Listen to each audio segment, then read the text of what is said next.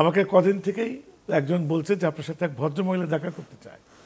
আচ্ছা, আমি তখন খুবই ব্যস্ত। আমি বললাম ঠিক আছে দেখা করবো, আমি একটু গুছিয়ে নিই।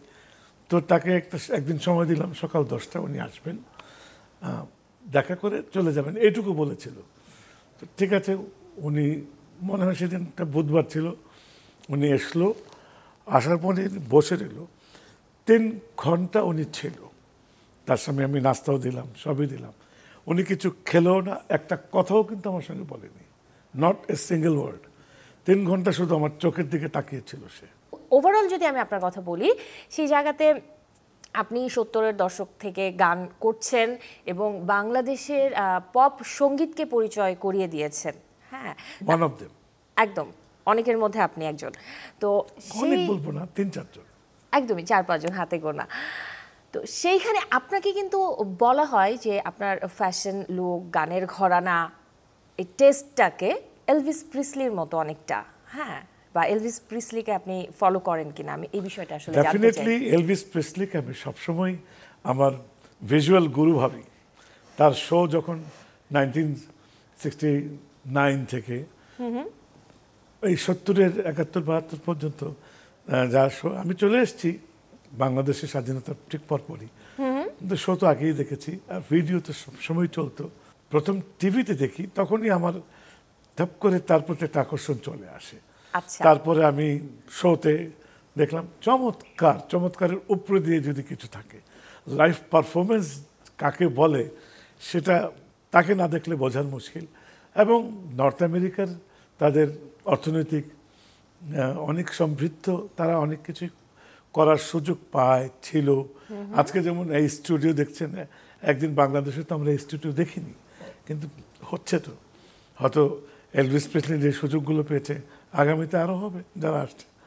বাট সেই ধরনটা আমাকে এত বেশি এটাকে নাড়া দিয়েছিল যখন যুদ্ধ শুরু হয়, স্বাধীনতা যুদ্ধ, তখন আমি ভাবতাম বাংলাদেশ কখনো স্বাধীন হলে আমি যাব এবং এটাকে আমি প্রতিষ্ঠিত করব আমার নতুন বাংলাদেশে।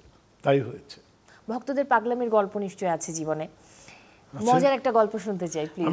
যেটা কোথাও বলেননি সেটা বলবেন। আমি এটা বলবো যে আমার যে প্রচুর ভক্ত ছিল তাও না, আমি যে প্রচুর গান করেছি তাও না, সিলেক্টেড। চলে না, ধরুন যদি আমাকে জিজ্ঞেস করেন গানের সংখ্যা আমার কত হবে, 300 থেকে 500 এর বেশি না কিন্তু। এবং আমার ভাগ্যটা সবচেয়ে ভালো, ছায়াছবিতে যখন আমি ঢুকি, আমার গুরু আলম খান সাহেব যখন আমাকে নিয়ে গেলেন ছায়াছবিতে, আমার ভাগ্যটা এমনই সুপ্রসন্ন ছিল, যে কটা গেয়েছি সব কটাই হিট। 40-50টার মধ্যে একেবারে সুপার হিট 10-15টা, আরগুলো কিন্তু জনপ্রিয়তার শিখরে না থাক চলতো। তো তার মধ্যে স্মৃতিময় একটি ঘটনা আমি না বলেই পারবো না। আমাকে কদিন থেকেই একজন বলছে যে আপনার সাথে এক ভদ্রমহিলা দেখা করতে চায়। আচ্ছা, আমি তখন খুবই ব্যস্ত। আমি বললাম ঠিক আছে দেখা করবো, আমি একটু গুছিয়ে নিই। তো তাকে একদিন সময় দিলাম, সকাল 10টা উনি আসবেন, দেখা করে চলে যাবেন, এইটুকু বলেছিল। তো ঠিক আছে, উনি মনে হয় সেদিনটা বুধবার ছিল, উনি এসলো, আসার পরে বসে রইল 3 ঘন্টা উনি ছিল। তার সামনে আমি নাস্তাও দিলাম, সবই দিলাম। উনি কিছু খেলেও না, একটা কথাও কিন্তু আমার সঙ্গে বলেনি, নট এ সিঙ্গেল ওয়ার্ড। 3 ঘন্টা শুধু আমার চোখের দিকে তাকিয়েছিল সে, 3 আওয়ার্স। আমি অনেক প্রশ্ন করি, কোনো উত্তর দেয় না। 3 ঘন্টা পরে বলল আমার স্বাদ মিটে গেছে, আমি এবার চলে যাব। ঠিকই চলে গেল, আমি তাকে বাধাও দিই। 3 ঘন্টা জাস্ট আপনার চোখের দিকে তাকিয়েছিল, সে কিছু খেলেও না, কিছু বললো না, চোখের পলকটুকু পরে কোনো কথার উত্তর দিচ্ছিল না। চা নাস্তা দেওয়া হচ্ছে, তাকাচ্ছিল না। এটা আমার জীবনে আমি কখনোই ভুলবো না। এবং এই পরিস্থিতিটাও তো নিশ্চয়ই একটু অন্যরকম লাগছিল আপনার কাছে, মানে একটু হয় একটু বিড়ম্বনা হতে পারে বা অনেক প্রশ্ন ছিল, আশ্চর্যজনক ছিল, ভাবনার মধ্যে ছিলাম। আচ্ছা, ভাবি কি তখন ছিল তো জীবনে? 76, হ্যাঁ, নতুন নতুন ভাবি মাইন্ড করে নাই না। আমার ভাগ্যটা দিক দিয়ে ভালো, মানুষটা বোঝে। তার অভিমান তো অবশ্যই থাকবে, প্রত্যেকটা নারীর যেটা থাকে, নারীর এটা ভূষণ, কিন্তু সেটা সে বুঝতে দিত না।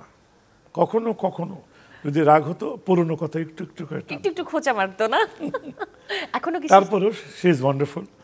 আমি যদি সেভাবে বলেন, কথা আছে না, জেতা ঠকার একটি বিষয়, তাকে আমি ঠকাতে পারি সময়ের কারণে, সময় দেয়নি ঠিক মতো, কিন্তু চমৎকার একটি মানুষ।